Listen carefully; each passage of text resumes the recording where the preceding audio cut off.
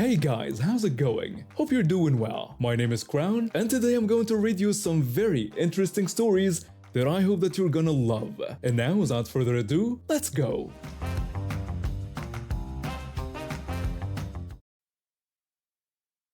I've been working at one of the city's top investment firms for about 3 years when this happened.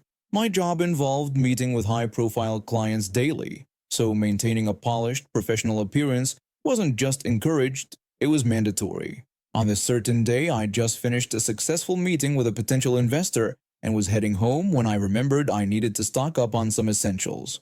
A new Target had recently opened up near my office, and since it was on my way home, I decided to stop by. I was still in my work attire, a sharp black suit, paired with an emerald green chiffon blouse and 3-inch heels. Not the most comfortable shopping outfit, but I only needed a few items. Some band-aids for my emergency kit, a new water bottle for my desk, and some snacks for my long commute. I was examining the band-aids, trying to decide between the waterproof ones and the regular kind, when I heard someone speaking. I hadn't been paying attention, lost in my own thoughts about the successful meeting earlier. Suddenly, a woman started berating me, demanding to know why I was ignoring her as a paying customer. When I turned around, I saw a woman clutching a shirt, her face already showing signs of irritation. I asked if she was talking to me, and she snapped back that of course she was, adding that I was being rude.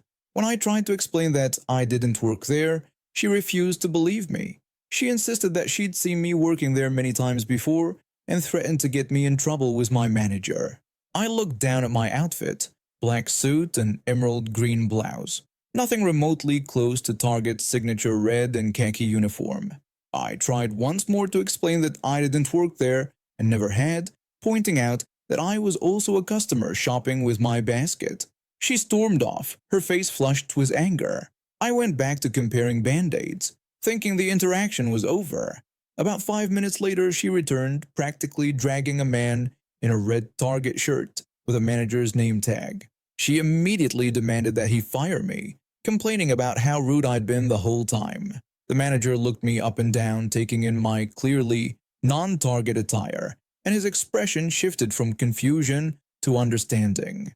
He apologized to me for any confusion and explained to the woman that he'd been the manager since the store opened months ago and had personally hired everyone who worked there. He clarified that I wasn't and had never been an employee and offered to help her find what she needed. I watched as her face cycled through various shades, first pale with shock, then pink with embarrassment, before finally settling on an angry shade of red. She accused the manager of protecting me because of my looks and complained about how I'd ignored her and refused to help. The manager patiently tried to explain again that as a customer, I had no obligation to help her, and suggested she look for staff members wearing red shirts and name tags. The woman wouldn't let up. She demanded to speak to his manager, and when he explained he was the store manager, she threatened to call corporate. She accused them of letting employees wear whatever they wanted and pretend not to work there. The manager, clearly trying to maintain his composure, offered to show her the employee handbook with the dress code requirements of red shirts and khaki pants, or to help her find what she was looking for. By this point, several other customers had stopped to watch the scene unfold. One older woman even pulled out her phone and started recording.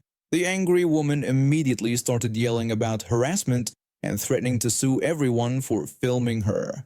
I decided I'd had enough and announced that I had everything I needed. As I turned to leave, the manager silently mouthed an apology to me.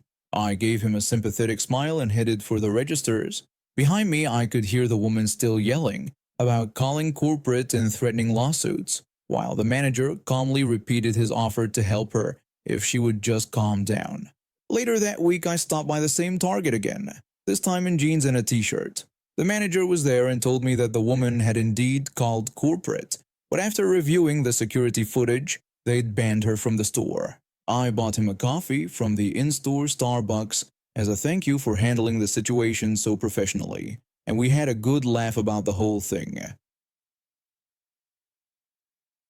I'm a wildlife rehabilitator, and I've been doing this for about 7 years now. One day, I found an injured owl in my backyard during college. After getting it the help it needed, I was hooked. I spent the next few years getting all my certifications and licenses, and now I run a small wildlife rehabilitation center from my property. My latest rescue was a young red-tailed hawk with a broken wing. I found him about 2 months ago when a local farmer called me about a hawk that had crashed into his barn. The poor thing had probably been chasing prey and miscalculated. When I got there, I could tell the wing was definitely broken, but thankfully it wasn't too severe. I got permission from the state wildlife department to rehabilitate him, and he'd been making amazing progress. The plan was to release him back into the wild once he was fully healed. Part of the rehabilitation process involves helping them rebuild their flight muscles, so I would take him out to my fenced backyard for controlled exercise sessions. That's where I was when everything went wrong. It was just a regular Tuesday afternoon, and I was working with the hawk on some basic flight exercises. He was tethered to my gloved arm with a long lead, allowing him to practice short flights while ensuring he couldn't strain himself or fly away before he was ready. That's when I heard rustling from the other side of my fence, followed by what sounded like a gun being cocked.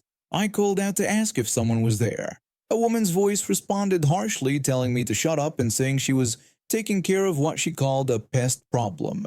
I turned around to see a woman in her 50s pointing a hunting rifle at my hawk through the fence slats. My heart nearly stopped. I immediately told her to put the gun down, explaining that this was private property and the hawk was a protected species under rehabilitation. She refused, yelling that she didn't care what it was. She claimed the hawk had been eating all her chickens for the past month and she was going to end it right then. I tried explaining that this was impossible since the hawk had been in my care for 2 months and hadn't been free to hunt. I suggested she must be thinking of a different bird. She just got angrier, ranting about how animal lovers were all the same, protecting what she called killers while they destroyed honest people's livelihoods. She adjusted her aim, and I instinctively stepped between her and the hawk. I warned her this was illegal and that I would call the police if she didn't put the gun down. She threatened to shoot me too if I didn't move, claiming she was doing the neighborhood a favor. My hands were shaking as I pulled out my phone, keeping my body between her and the hawk. I told her I was calling 911 since she was threatening me with a deadly weapon on my own property. She just scoffed, saying the police would thank her for taking care of what she called vermin, and started ranting about being a taxpayer with rights. I managed to dial 911 while trying to keep an eye on both the hawk and the rifle. When the operator answered, I quickly explained that there was an armed woman on my property threatening to shoot me and a protected wildlife species I was rehabilitating. After giving them my address, the operator kept me on the line while Karen kept ranting about her chickens and her rights as a property owner, all while keeping the rifle trained on us. Those 5 minutes waiting for the police were the longest of my life. When the police finally arrived, they immediately ordered her to drop the weapon. Instead of complying, she tried justifying her actions, telling the officers that I was harboring what she called a dangerous predator that had been killing all their pets. The officers had to repeat their commands more forcefully, threatening to use force if she didn't comply. Finally, she lowered the rifle, and the officers quickly took her into custody. Even as they were putting her in handcuffs, she was still yelling about her chickens. The whole incident led to multiple charges against her: trespassing, attempted animal cruelty, threatening with a deadly weapon, and discharging a firearm within city limits. Apparently, she'd already taken some shots at wild birds in the area, which explained the gunshots I've been hearing over the past few weeks. The investigation revealed she'd lost exactly 2 chickens in the past month, likely to a local coyote that had been spotted in the area. She never bothered to report it to animal control or install better security for her chicken coop. Instead, she decided to take matters into her own hands and blame any bird of prey she saw. She ended up getting sentenced to 2 years of probation, lost her right to own firearms, and had to pay a hefty fine for threatening an endangered species. She also had to take mandatory anger management classes and was banned from owning any animals during her probation period. As for the hawk, he made a full recovery 2 weeks later. The day I released him back into the wild was bittersweet, but watching him soar away, strong and free, made all the drama worth it. I still see him sometimes perched on the tall trees near my property. Thankfully, these days the only shots being taken at him are from my camera. I'm an 18-year-old girl who's been working at this trendy clothing store in the mall for about 6 months now. I took this job right after graduating high school to save up for college. My parents are both teachers, and while they're helping with tuition, I want to do my part. Plus, I actually enjoy retail most days. Helping people find what they're looking for can be pretty rewarding. The store I work at isn't super high-end, but we carry some nice brands, and our prices reflect that. We get a mix of customers, from teenagers spending their allowance to business people picking up casual wear.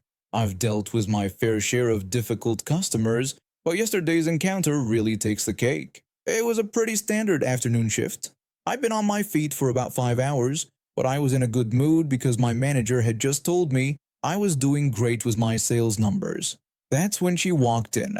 This woman, probably in her early 30s, strutted into our store like she owned the place. She was wearing head-to-toe fancy clothes. We're talking the works. Her handbag alone probably cost more than my monthly salary. She spent about 20 minutes browsing, occasionally making these loud sighs whenever another customer got too close to her. When she finally came to my register, she practically threw her items onto the counter. I put on my best customer service smile and asked her how her day was going. She responded with a condescending look, telling me she didn't need small talk and to just ring up her items.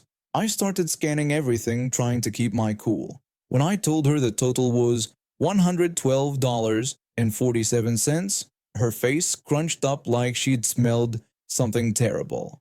She immediately protested, claiming that since she'd been shopping here for years and always spent a lot of money, she deserved a discount.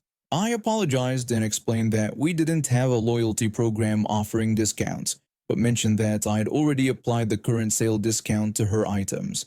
She leaned forward, her perfectly manicured nails drumming on the counter, and insisted that wasn't what she meant.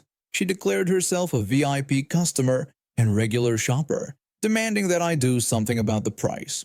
I could feel my heart racing, but I kept my voice steady as I explained again that I couldn't offer any additional discounts unless there was a promotion running, as it was store policy. She actually leaned over the counter, getting way too close to my face. I could smell her expensive perfume as she insisted that she knew I could override the system and demanded that I give her the discount because she deserved it. I told her I couldn't override the system but offered to ask my manager to check. She sneered and told me to get my manager, adding that maybe they would have some common sense. I called my manager over. She's been in retail for 15 years, and literally nothing phases her anymore. As soon as she arrived, the customer launched into her complaint, accusing me of refusing to give her a discount and emphasizing how long she'd been shopping here and how much money she spent. My manager looked at the screen and then at the customer, explaining that, as I had mentioned, there were no extra discounts available unless it was a promotion, adding that while we valued our customers, we had to stick to store policy. The customer's face turned red, and she started ranting about how we would lose business by treating loyal customers this way. She threatened that she'd never shop here again and would tell all her friends about how terrible our store was. Then something amazing happened. Another customer who had been waiting in line stepped forward. She was this elegant older woman who'd been watching the whole scene unfold. She addressed the angry customer, saying that she herself had been shopping here for over a decade and had never expected special treatment, then told her that the way she was speaking to us workers was completely unacceptable.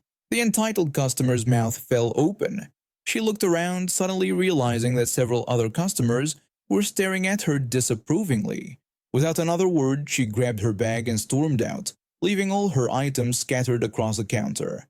My manager turned to me with a wink and suggested I take my break while we dealt with putting all the items back. The older customer helped me gather the abandoned items, and we shared a laugh about the whole situation. She ended up buying a couple of items and even asked to speak to my manager again, to compliment my professionalism during the incident. That shift taught me something about karma. The woman did try to leave a nasty review online, but several customers who witnessed the incident had already posted about her behavior, so nobody took her seriously. I've been working in fast food for about 6 years now, starting right after high school when I realized college wasn't for me. My parents weren't thrilled, but I've always been good with people and actually enjoy the fast-paced environment. Plus, I worked my way up to shift supervisor within 2 years, so it's not like I'm just coasting. Our restaurant is one of only 3 major food places in this town of 150,000 people, alongside Raising Cane's and Chick-fil-A. You'd think with so few options, people would take the time to actually read our menu. But nope. Sometimes I wonder if we're sitting on some kind of cosmic nexus of confusion, because the things I see daily would make anyone question humanity's basic reading comprehension. Today was quite interesting. I was working the register during lunch rush when a customer approached me. I greeted them with our standard welcome and asked for their order. The customer said they wanted a veggie sub, but before I could finish asking about toppings, they interrupted to ask if we could add ham to it. When I tried to clarify if they actually wanted a ham sub instead, they insisted that no, they specifically wanted a veggie sub with ham added to it. I explained that this would actually cost more than just ordering a ham sub, breaking down the prices, $12.50 for their modified version versus $9.99 for a regular ham sub. The customer got irritated and demanded I just do what they asked. I agreed and rang it up at the higher price. They grumbled but paid anyway. I don't understand why people think they're gaming the system when they're actually paying more, but it happens at least 3 times per shift. Enter Karen, and yes, she lived up to the name. She came up brandishing a coupon for a 6-inch sub priced at $5.99. I tried to help by pointing out that we were running a better deal with the same sub on sale for $4.99 without the coupon. She refused, insisting on using the coupon she'd specially cut out. I attempted to explain again that the same item would cost her $1 more with a coupon, but she got condescending, telling me she knew how coupons worked and had been using them longer than I had been alive.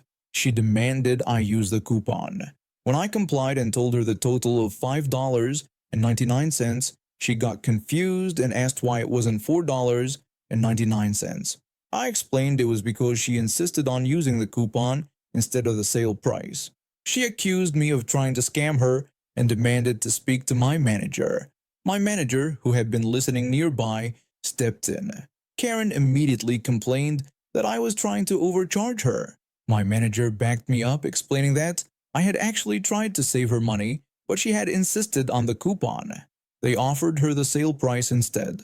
Karen got even more upset, accused us of conspiring against customers, and threatened to call corporate. My manager calmly offered her corporate's number and asked if she'd like the sale price after all. Karen refused everything and declared she'd never return. She stormed out, but the best part was when she came back the next day during my shift, pretending she'd never seen me before. I welcomed her back and sweetly asked if she'd like to try our daily special, mentioning it was cheaper than using a coupon. The look on her face was insane as she realized I recognized her. She turned bright red and speed-walked out of the restaurant. But my personal favorite was later that same week. A customer came in requesting a chicken sandwich but wanted to replace the chicken with steak. When I asked if they wanted a steak sandwich instead, they insisted that no, they wanted a chicken sandwich but with steak instead of chicken. I explained that this would actually be a steak sandwich and would cost $3 more than the chicken sandwich. They got upset, asking why it would cost more when they were ordering a chicken sandwich. I had to explain that they were replacing the chicken with a more expensive meat. The customer got angry, calling it highway robbery and pointing at the menu board, claiming it clearly showed the chicken sandwich price. Ironically, the same menu board also displayed the steak sandwich price right next to it, the very menu they apparently couldn't read earlier. When I pointed this out, they demanded to speak to a manager. I started to tell them that the manager would say the same thing, but before I could even turn around, they threw their hands up in defeat and declared they were going to Chick-fil-A instead. I called after them that Chick-fil-A doesn't serve steak. They stopped mid-stride, looked bewildered for a moment, then walked out without another word. And now we have reached the end of today's stories. Thank you for watching, and see you next time.